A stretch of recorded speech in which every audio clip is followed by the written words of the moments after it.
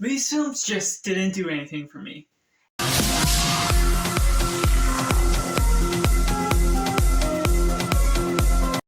everyone, it's Josh Ufak, and welcome to Cinema, where we focus on the film. And today I'm going over my top 10 worst movies of 2022. Movies, in my opinion, that were just did not do justice, were annoying or cringeworthy, or just nearly put me to sleep. And I'd love to know your thoughts in the comments below. What were your worst picks for 2022? I've watched 83 films, and so out of that, these are the 10 picks that are going from my least favorite to the worst of the worst, counting from number 10. So that leaves at number 10, we got Hocus Pocus 2, one that was a weird spin-off from the first, and using it as a sequel. All of the new characters were very shallow in their character development, introducing what they were and who they are, forcing in this new generational idea that you can justify these witches for what they did in the past. But even then, with the witches that were returning for the three evil sisters, only one of them really felt like they were trying to have fun with their role again.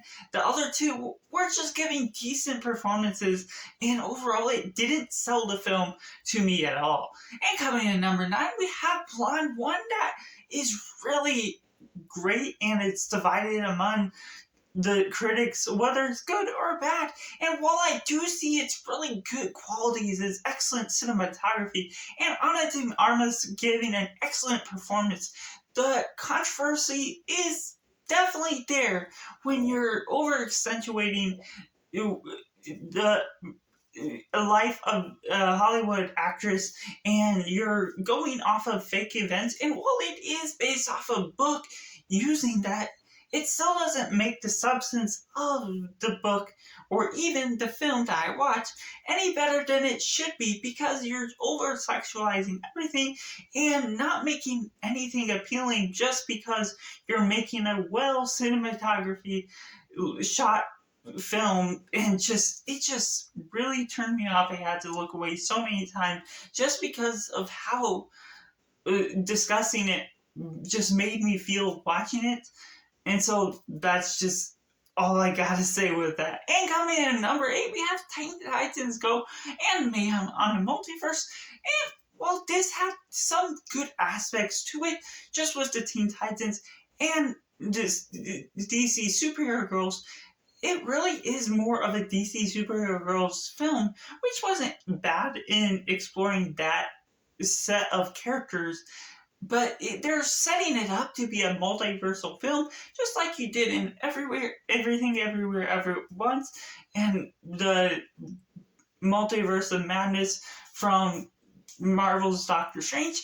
But ultimately, this one, again, did not deliver on the multiverse premise, becoming only prevalent as a story plot near the very end, and does very little to what we're exploring with these characters. And so it was interesting to explore it, but some of the writing was just not there for me either. And coming in number 7, we have Diary of a Wimpy Kid, Project Rules. No, not the better one. That's live action. Yes, the animated version, which I wasn't expecting too much from this to begin with. And the positive things that I will say about it is it does have a little bit more of that work than the first animated film of Diary of a Wimpy Kid. But that's not saying too much, because we already had some good ones, and obviously they're looking for a little bit more cash and getting more subscribers on Disney Plus for the Diary of a Wimpy Kid, and marketing toward just remaking the films in general. And that leaves at number 6, A Christmas Story Christmas, one that doesn't have a great title, and it isn't really a great sequel either. But that's also me being on the fence, where I do not like the original Christmas Story, and I didn't grow up with it. It just does not have the sense of humor, nor the narration feels out of place, where you're just growing up. And this one is about him being as a father, growing up with his kids, and then always putting the pressure on himself to live up to his father's name. And so while there is some sweet, warm-hearted moments at the end, they're very short. And so overall, this film didn't naturally capture my attention.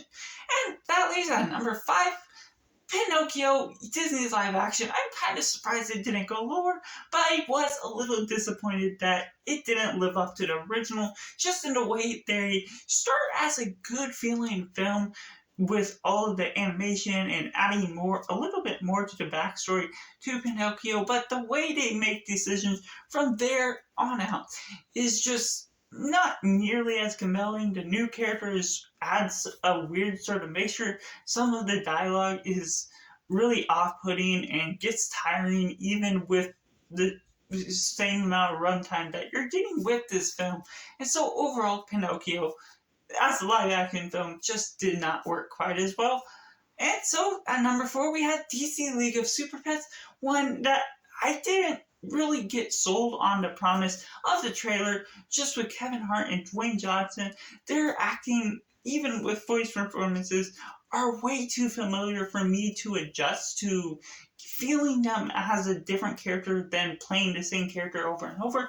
And so it really ultimately played out as I expected, playing out as a younger audience kid film. And while some people really enjoyed this, it was not quite for me, with the way it just felt very childish in some of the juvenile humor or other things that it went about doing.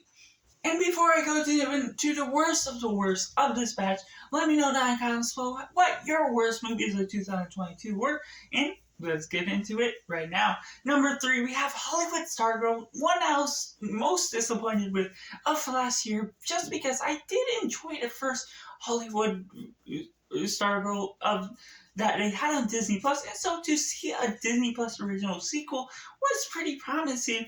But it really went about going and exploring this new filming of a film, and just did not deliver on what they're doing. They're going through unrealistic ideas of how easy it is to make a film and how easy it is to adjust to that life or get on board with getting promoted or doing other things, that it just made everything look easy in some ways that almost felt offensive, just in the way they're capturing this look of an ideal life that was easy to get into as a creative endeavor. And coming in number 2, we have Cheaper by the Dozen, the remake on Disney Plus, that had this collective cast that just did not deliver compared to the original movies. And I actually watched all those movies leading up to this, and while they do not have the best of writing, it still delivered on some funny promise. And so going into this one, it really felt cheap and unearned for what they were doing with the characters. The new story plot felt really quick and just didn't have the same amount of humor that the originals did, and so ultimately it fell flat in the end. But that leaves at number 1, Firestarter.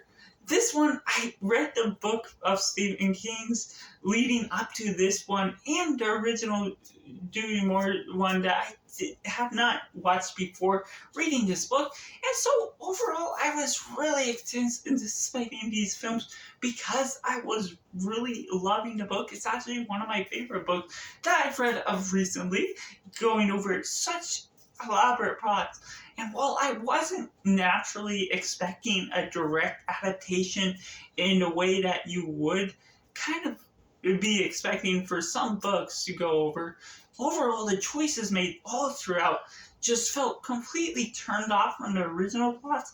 And while I was still open-minded to seeing something new and fresh, and something that at least made sense for its own adaptation take, it just went off the rails on whatever it's going for, going through some off-putting acting, some weird and wacky dialogue, and just things that just didn't make sense for the way the government was trying to take control, the way the kid wasn't really having her own limits, and ultimately became very disappointing because of how much I was anticipating what the book had to offer versus how it ended up in reality as a film. So that's just my top 10 worst movies of 2022. Let me know down in the comments below what you thought were the worst ones of this past year. Thank you for watching. Bye.